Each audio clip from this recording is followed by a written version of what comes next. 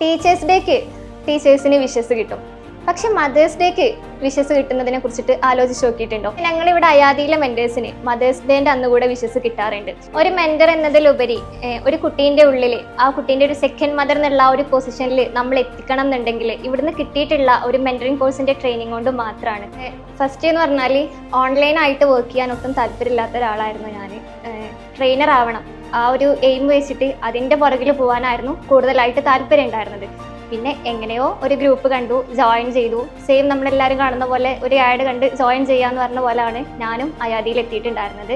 AMTCയിൽ join ചെയ്യുന്ന ടൈമിൽ പ്രത്യേകിച്ച് വലിയൊരു പ്രതീക്ഷ കാര്യങ്ങളൊന്നും ഇല്ല, സൈഡിൽ കൂടെ കൊണ്ടുപോകാന്നുള്ള മെൻറ്റാലിറ്റിയിലൂടെ ആയിരുന്നു ഞാൻ ഈ ഒരു ഫീൽഡിലേക്ക് വന്നിട്ടുണ്ടായിരുന്നത്. പക്ഷേ ഇവിടെ എന്നെ ഈ ഒരു 5 വർഷം നിർത്തിച്ചിട്ടുള്ളത് ഒരു 3 കാര്യങ്ങളായിരുന്നു: പീസ്, ഹാപ്പിനെസ്, അതുപോലെ ഹോപ്പ് എന്ന് പറയുന്നത്.